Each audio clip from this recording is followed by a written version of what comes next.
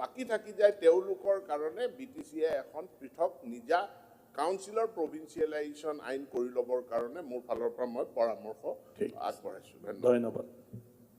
ৰবিৰাম নাৰ্জাৰী, আপুনি হাত দাঙি আছে। আচ্ছা, সন্মানীয় সদন, ৰবিৰাম নাৰ্জাৰী ডাঙৰীয়া এতিয়া বিটিচি চৰকাৰৰ এডুকেশ্যন ডিপাৰ্টমেণ্টৰ EMO হয়। গতিকে উত্তৰ প্ৰশ্ন মই ভাবোঁ আজি হাউচক ভালদৰে তেখেতসকলে জনাব পাৰিব। Honourable member.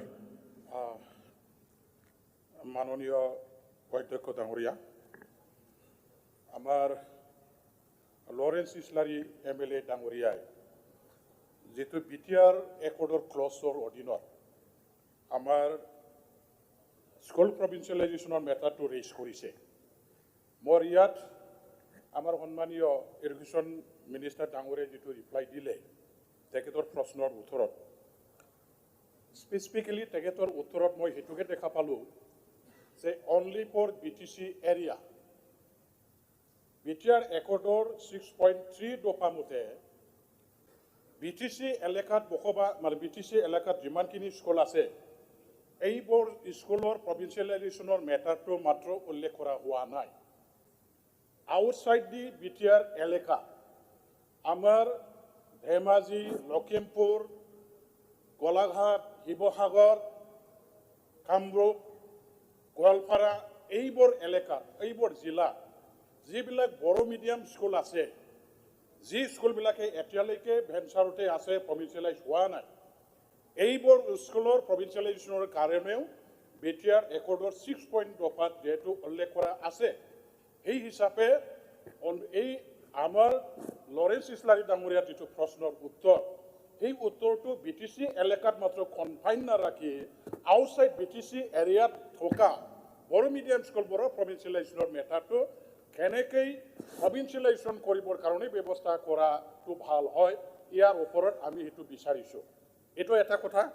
আৰু আমি জানো যিহেতু এইবোৰ অঞ্চলৰ স্কুলবিলাকৰ অৱস্থা একেবাৰে বেয়া, বড়ো মিডিয়াম স্কুলবিলাক এতিয়া মানে মৰিবলৈ লৈছে। গতিকে এই স্কুলবিলাক এতিয়াই যদি প্ৰভিন্সিয়েলাইজ কৰা নহয়, অসমৰ এতিয়াৰ যিটো আইন, প্ৰচলিত আইন, এই আইনৰ দ্বাৰা দি যিহেতু এই স্কুলবিলাক প্ৰভিন্সিয়েলাইজ কৰাটো সম্ভৱ নহয়, গতিকে একৰ্ডৰ দ্বাৰা দিহে এইটো সম্ভৱ হ'ব বুলি এটা আন্দোলনৰ পৰিসমাপ্তি ঘটোৱাৰ স্বাৰ্থত এটা একৰ্ড কৰা হৈছে।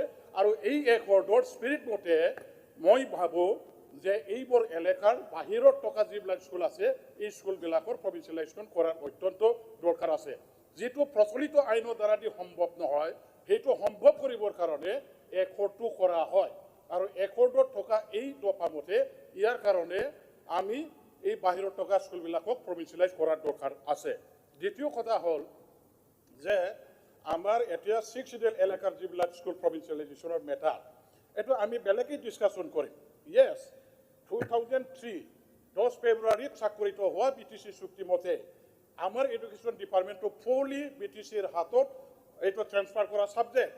আৰু ইয়াৰ কাৰণে আমি ছেপাৰেট BTC অথৰিটিৰ ফালৰ পৰা লেজিসলেটিভ যেটো পাৱাৰ আছে, এডুকেশ্যন ডিপাৰ্টমেণ্টটো কেনেকৈ চলাব লাগে, আমি কি কৰিব বিচাৰোঁ, সেই মৰ্মে চলাবৰ কাৰণে আমাৰ হাতত এটা পাৱাৰ আছে লেজিসলেশ্যন কৰিবৰ কাৰণে, আইন বনাবৰ কাৰণে। এই হিচাপে সেই মেটাৰটো আমি বেলেগ দিনত আমি আলোচনা কৰিম। এই কথাটো ইয়াত মই আনিব খোজা নাই। এটা কথা আকৌ ইয়াত আছে, 10টা কলেজ অলৰেডি যেহেতু অসম চৰকাৰৰ ফালৰ পৰা মানে কি কয় আমাৰ যেটো ভেঞ্চাৰ আছিলে সেইটো অসম চৰকাৰৰ পৰা প্ৰভিন্সিয়েলাইজেশ্যনৰ কাৰণে এটা প্ৰচেষ্টা হাতত লৈছিলে। কিন্তু এতিয়া প্ৰভিন্সিয়েলাইজেশ্যন এগৰ আণ্ডাৰত এইটো আনা হোৱা নাই।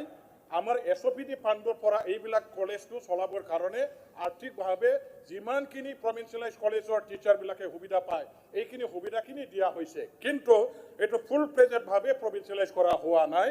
আৰু সেইটো SOPD ফাণ্ডৰ পৰা যে দি থকা হৈছে সেইটো কিন্তু আমি জনামতে কেবিনেটত এতিয়ালৈকে এপ্ৰুভাল কৰা হোৱা নাই। গতিকে এইটো কেবিনেটত এপ্ৰুভাল কৰিবৰ কাৰণে যাতে ব্যৱস্থা কৰা হয়, মই আমাৰ অনাৰেবল মন্ত্ৰী মহোদয়ৰ পৰা এইটো বিচাৰিছোঁ। Honourable minister.